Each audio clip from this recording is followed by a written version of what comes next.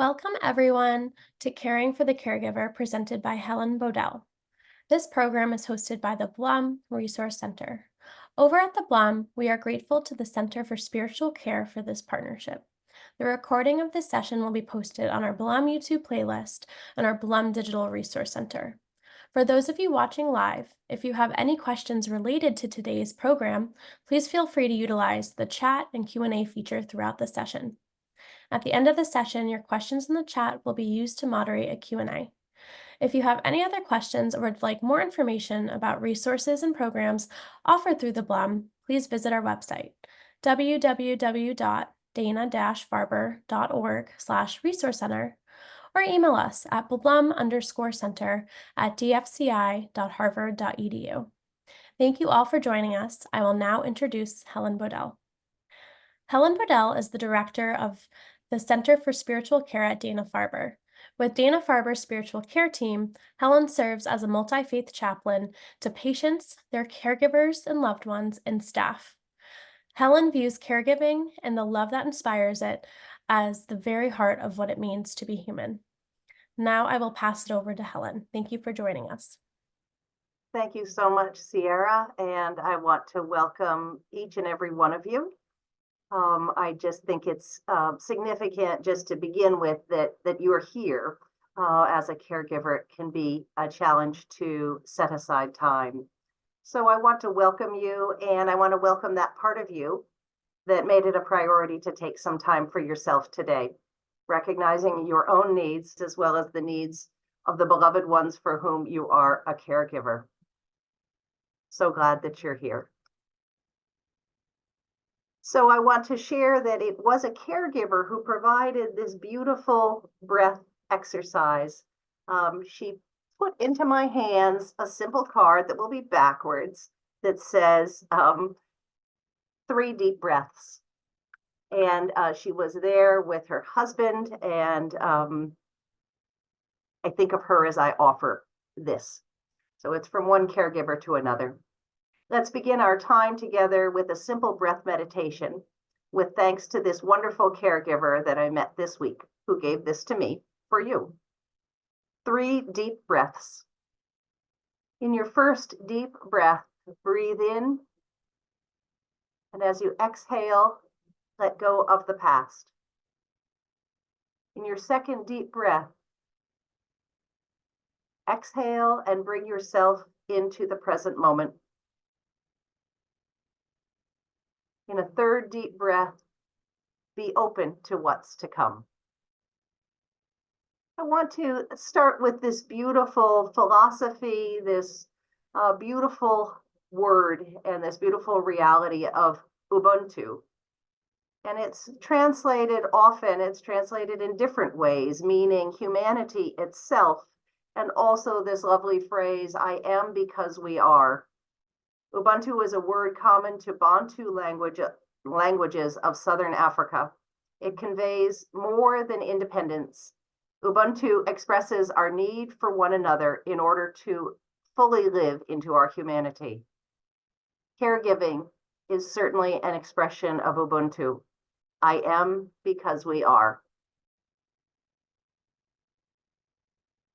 I saw this beautiful quilt on a visit to the Museum of Fine Arts a few years ago, and I thought that this image was a lovely representation of caregiving, of this institution, this community of Dana-Farber, and of our lives. Whether one is a patient, a member of the medical team, a caregiver, each of us at some point in our lives, and perhaps for you right now, needs both to give and to receive care. Our lives are meant to be interconnected and interdependent.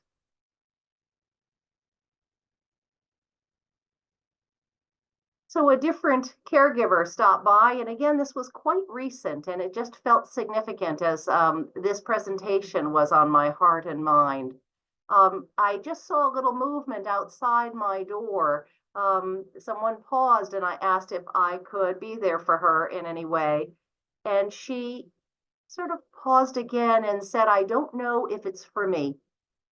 And then she said, I said something else, and she repeated, I don't know if it's for me. She, what was going through her mind and her wheels were turning, she was wondering if her friend, the patient, might want to talk with me at some point. She sat down and she began to express both the depth of her friendship and how dear this friend for whom she is caregiver is to her. And she also shared the challenges of being a caregiver. And as she shared those challenges, she spoke of the difficulty of sort of holding the range of emotions. And as she left, a good 20, 25 minutes later, we agreed that whether her friend might wish a visit in the future or not, that she had needed to share what was on her heart and to share her own needs as a caregiver. And I just think the sort of dynamics of that visit expresses some of what it is to be in the caregiving role and perhaps needing care oneself. So caring for the caregiver is about making space for yourself as an integral part of the care relationship. To ask to pause, perhaps in advance of a moment of challenge or feeling overwhelmed, to ask yourself with some regularity, what would be nurturing now? What do I need now? I'll share that one of the things that I find as a caregiver, as a health caregiver, and I also do have my mother who is age 95, and we juggle a variety of roles, and what a blessing they all are. And the reality, we're human, they can be challenging. I was driving to work. Again, it was just a week or so ago, early in the morning, and I decided to let myself pause, got out my iPhone and captured this lovely picture of a sunrise. For me, there is, in the frame of taking a photo and sharing it, a simple pleasure. For you, and I invite you, as Sierra did at the beginning of this program, as we're going through these various thoughts and potential practices and things to consider, please let them wash over you. And in that wise phrase, take what you need and leave the rest. But I do invite you, as I'm going through these slides, to be asking yourself what questions are coming up for you, because the very best is for us to be able to share in a conversation, whether now or circling back around at any time, to this office here at Dana-Farber, or to others who may be able to be there for you. We'll talk more about that.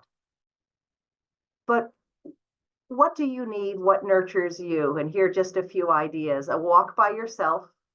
Perhaps what you need is to reacquaint yourself with a friend and allow yourself time with a friend, or perhaps with your dog. Dogs are so wonderful. They don't go through a day without asking for a little bit of play or making it clear. And if their needs aren't met, you can see it. And sometimes we're not as attentive, but they do bring some wisdom about we need to go outside, we need to play, we need to have a break. Perhaps meditation or prayer. Again, time with a friend, listening to music, simply to go into a room and close the door perhaps, or put those iPods in, the earbuds in, and listen.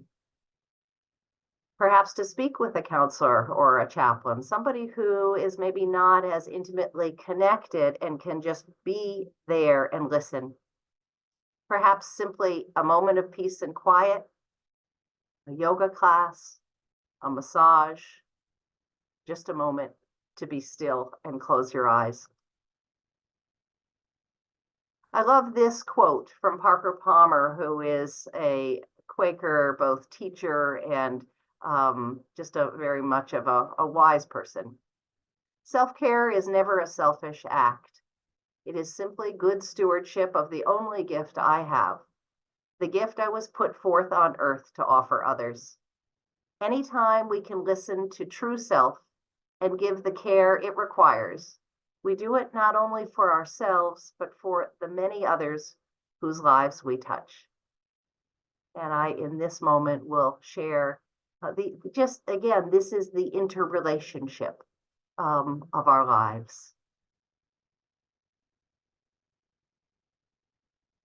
This quote, I don't have the attribution, but it is Barbara Brown Taylor, and it's simple and powerful. After years of being taught that the way to deal with painful emotions is to get rid of them, it can take a lot of reschooling to learn to sit with them instead. There's such wisdom in this, and Barbara Brown Taylor goes on to speak of making time and building a capacity to be able to hold painful emotions, to be able to sustain oneself, and that actually that experience of trying to push away painful emotions or emotions that perhaps we judge that we shouldn't have, to make space to sit with them is so important, because the messages that we can tell ourselves, or the energy and the effort or the tension to ignore those difficult feelings, can actually, Barbara Brown Taylor gives this insight, that can be the cause of suffering. So I offer this with a depth of care, because indeed it's hard to sit with those difficult emotions. I have a dear friend and colleague who would regularly say to me, it is the reality. And there's something about taking a moment to be able to sit with the reality and allow that. We'll talk some more about that as we go through this presentation. There is a beautiful resource called the Family Caregiver Alliance, and they have a variety of resources, one entitled Taking Care of You, Self-Care for Family Caregivers. And I love this. If you don't deal with your emotions, they can be like a 2-year-old who wants your attention. They will keep tugging at you until you stop and acknowledge them. Not paying attention to your feelings can lead to poor sleep, illness, trouble coping, stress eating. We know in ourselves what that can result in. And when you do admit your feelings, you can then find productive ways to express them and deal with them, so that you and the care receiver can cope better in the future. This is a very full slide, but I do appreciate what the Family Caregiver Alliance does to literally pull out each one of the feelings and talk about them in relation to caregiving. And at this moment, I really will, and this is just coming to mind as I'm speaking, Brene Brown has written a book that in some ways is quite simple. She goes through our emotions, something like 85 emotions, and literally describes each one. Brene Brown, Atlas of the Heart, describing in the beginning that we tend to deal with only being mad, sad, and sort of irritated. And those tend to be too often the emotions that we're aware of. And she simply opens up the conversation. This does that as well. And I'll go through some of them, not every single one, but the feeling of ambivalence, both wanting to be doing what you are doing, the gift of it, and the feeling of not wanting to be doing it, the stress of it, both. And this advice, this input, allow yourself to feel both sets of feelings. Neither the bad nor the good feelings will last forever. Anger, this is an important one. Forgive yourself. Give yourself a timeout. I love that. And also, another way of saying that, allow yourself a pause. Identify a supportive person to talk to who will listen, to allow you to vent, and ideally not give you lots of advice. Anxiety, things feeling out of control and not knowing how to bring them back into control. Pay attention to anxiety. It's the body's early warning system that something isn't right. So when it's similar in the act of meditation itself, we are always going to be distracted, and there's no judgment on that. That moment of recognizing that one is distracted in meditation is the sort of signal to try to become more present into the moment, more present to one's breath. So here is this same advice, similar advice, when that feeling of anxiety comes up, not to judge that, but to recognize it, to stop, to breathe, to keep breathing. If you pray, to meditate, to make some tea, have a glass of water. Boredom. It's easy to become bored when stuck at home taking care of another's needs or of your own needs as a patient, because I do want to lift that. There's so many different relationships that we have to caregiving. And that includes our own need as one who needs care. So to try to find help if possible, respite, to make a point, a real effort to reach out to start with one person to socialize. Go for a walk, read a book, take time for an online course, a wonderful podcast. More difficult feelings still from the Family Caregiver Alliance. Crankiness and irritability. We can lash out at the littlest thing because we have no reserve. You probably need a break. You may also need some rest. Perhaps consider engaging a therapist. It is a wonderful gift to yourself, and certainly something that I have taken advantage over the years. Depression, sadness can feel hopeless or helpless. Depression is treatable, and please take it seriously in yourself as you would for another. Talk to your doctor, find a counselor, reach out to friends, family for spiritual support, supportive community. And exercise. It doesn't have to be a marathon. It can be chair yoga. It can be, again, I think of my dog every morning. She starts with a beautiful stretch. It can simply be, trying to stretch your neck muscles, open your arms and begin small. Fear, and this is a big one. What will happen? Will I be able to cope? Will I feel guilty? Am I responsible? It's important to have contingency plans, a backup caregiver, how to handle a predictable emergency. That may be a little bit of an oxymoron, but something that you could imagine could happen, and talk to someone who knows your situation. Many other feelings, frustration, impatience. I think impatience, personally, I relate to that. And it is really a signal, really the advice of the caregiver to take those 3 deep breaths or simply to pause is so important. Grief, so important to attend to our grief. It really is a deeply human need to be able to really honor and take time to grieve, whether for small losses or for large losses. Guilt and jealousy, a sense that one is not appreciated, a sense of loneliness. And this, I think, is something that has been compounded after the pandemic. Our patterns have changed. Pay attention to that and try not to take on shame or in any way put yourself down for this feeling, as our Surgeon General has spoken of a pandemic of loneliness. Many of us experience loneliness. It is a human feeling. Pay attention to that.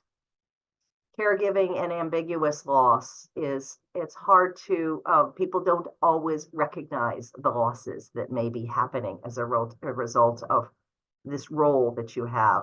And you may feel that with family members as well.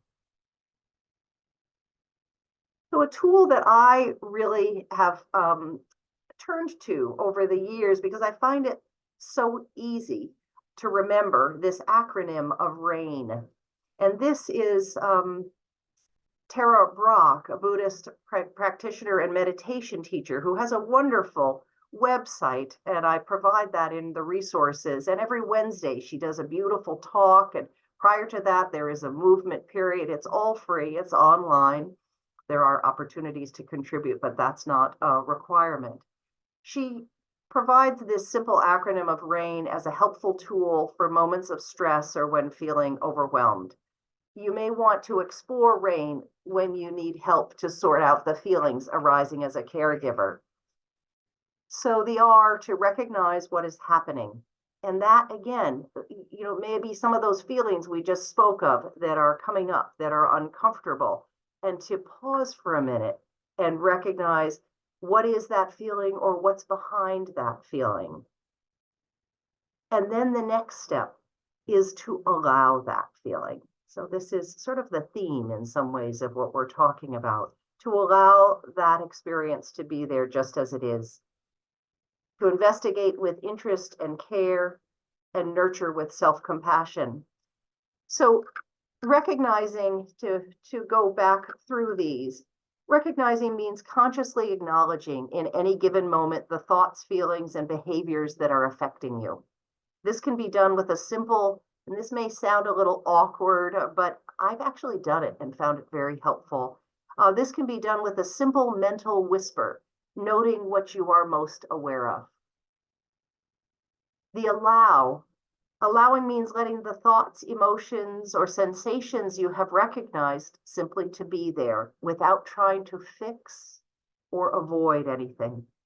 You might recognize fear and allow by mentally whispering that it's okay. So again, that may sound awkward, but I invite you to try it. Allowing creates a pause, the all-important pause that makes it possible to deepen our attention. I find that if I get to the recognizing and allowing, already I have given myself a great gift. But to go on to the investigate is to call on your natural curiosity. You might ask yourself, what most wants attention? What am I believing? What does this vulnerable place want from me? What does that vulnerable place most need? And the caveat is to avoid in the investigation part. This is not an investigation so much of the brain. Step away from conceptualizing and bring your primary attention to what you're feeling, where you're feeling this feeling in your body. And then nurture with self-compassion. Self-compassion begins to naturally arise in the moments that you recognize you are suffering. It comes into fullness as you intentionally nurture your inner life with self-care. Again, you can take a moment to whisper a message of care, or even put your hand on your heart. I have a little lavender wrap I pop in the microwave and heat up, and I put it around my shoulders, something for yourself. And then Tara Brach has a beautiful phrase, after the rain. Literally that moment in our lives is beautiful after a rain. When you've completed the active steps of rain, it's important to notice the quality of your own presence and rest in that wakeful and tender space of awareness. And she says the fruit of rain is realizing that you are no longer imprisoned in an identified with any limiting sense of yourself. Give yourself the gift of becoming familiar with the truth and natural freedom that you can find within yourself. So I've taken quite a bit of time with rain, but I have found it helpful, and adapt it as you wish. I return to Parker Palmer here for this. The title itself is wonderful. The Power of Presence, the Perils of Advice. And here's what he says. Here's the deal. The human soul doesn't want to be advised or fixed or saved. It simply wants to be witnessed, to be seen, heard, and companioned exactly as it is.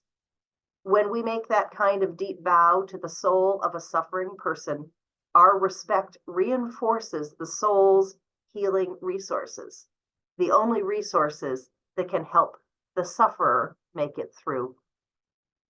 It holds a deep respect for the other person and for that other person's capacity for inner healing.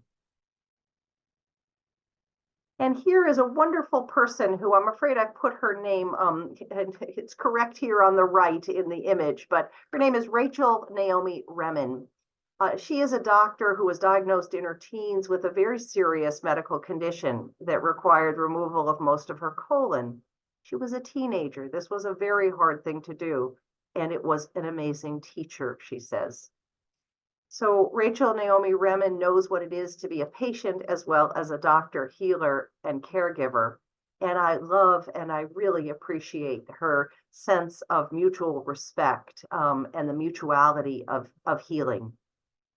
She says, the reality is that healing happens between people. The wound in me evokes the healer in you, and the wound in you evokes the healer in me. And then, as the two healers, we collaborate. Isn't that beautiful? I really love that. And I find that it really is true. It's not that I'm the one who knows or that you're the one that knows, but together we collaborate. So this is a, well, on the right, I'll start with the tree, who is a friend of mine. So this tree is in my backyard, and I have, oh, I don't know, 50 photos from different moments of light, different seasons, and I call this the goddess tree. So I don't know, I first of all invite you, and I'm a little vulnerable to share my friendship with a tree, but to find, do you have a place that you just feel comfortable and happy and you're just drawn to? So as I go out to walk the dog and I return, this is a touchstone. Is there a place? So Rumi, this is a ancient wise source. Rumi, you must have shadow and light. Source both. Listen and lay your head under the tree of awe. When from that tree feathers and wings sprout on you, be quieter than a dove. Don't even open your mouth for even a coo. To me, what I think Rumi is getting at is just simply those moments of stepping outside, and we can find awe. It can be in the natural world, but perhaps the greatest source of awe of all is to see a person like you caring for another dear person. We see this is what moves us. So I invite you to be alert, whether for moments of awe in the way the light is coming through the leaves, or really to be attentive to what you are doing and what you see others doing for one another. Truly, we are fed a sort of nonstop, very painful news, and humanity. We get to be human. We get to have our limitations, and this caregiving is a source of awe and so beautiful. So these are some simple ideas. This is my sister's cat. Follow them and watch. Be still for a while. Close your eyes and rest. This is a quote from my sister, who said just about a month ago, she went to the Cape, she went to Cape Cod, she stepped outside, she looked up at the sky, and I think she sort of whispered to herself, I forgot about stars. Be attentive to moments of awe. I'd like to end with this. It does include the word prayer. Please receive it as you wish in the broadest understanding. This is by Stephen Charleston. Let this quiet prayer come to you, wherever you may be. Let it come in gently, like a breeze through a window, a soft reminder of the movement of life around you.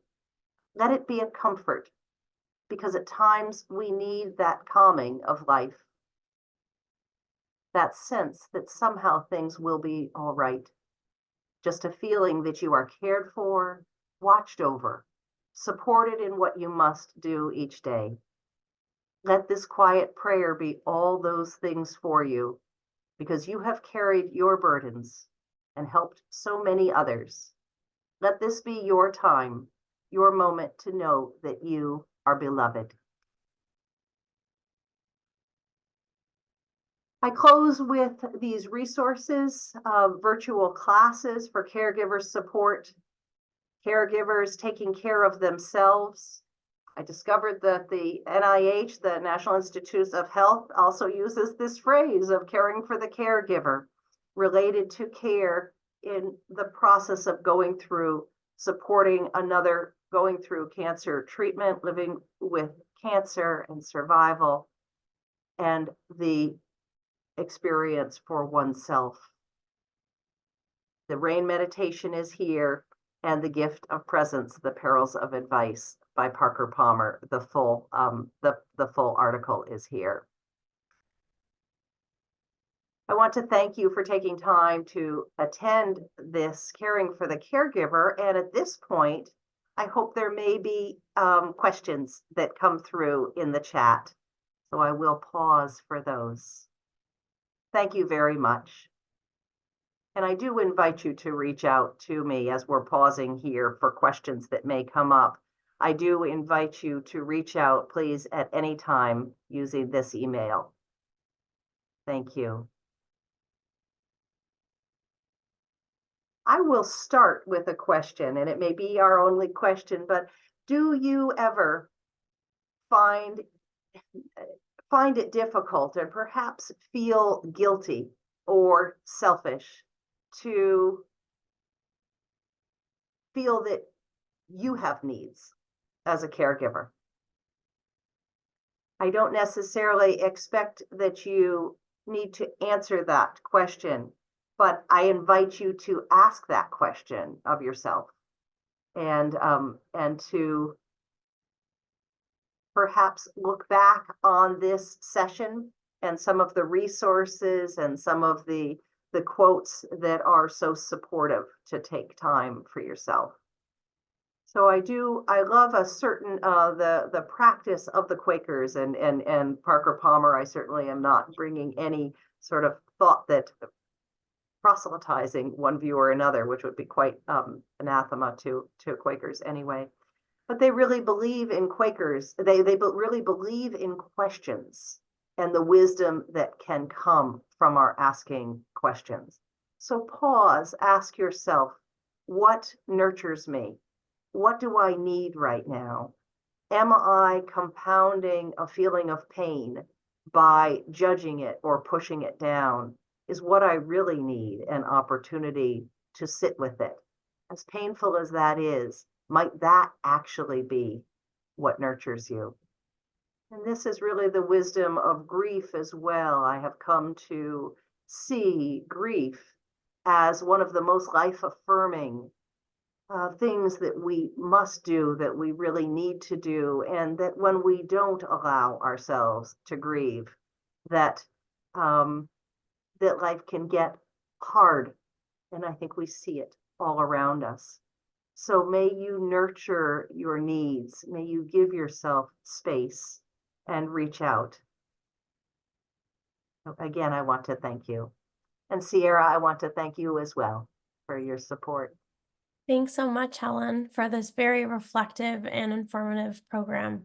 I know that I learned a lot of great tips and things to keep in mind for myself, so I hope our audience did as well. I do. As I mentioned earlier, this session was recorded and it will be posted on our Blum YouTube playlist, so please keep an eye out for that. Thank you all for joining us today, and thank you, Helen, for that great presentation. Thank you very much. Thank you all for attending. I wish you well.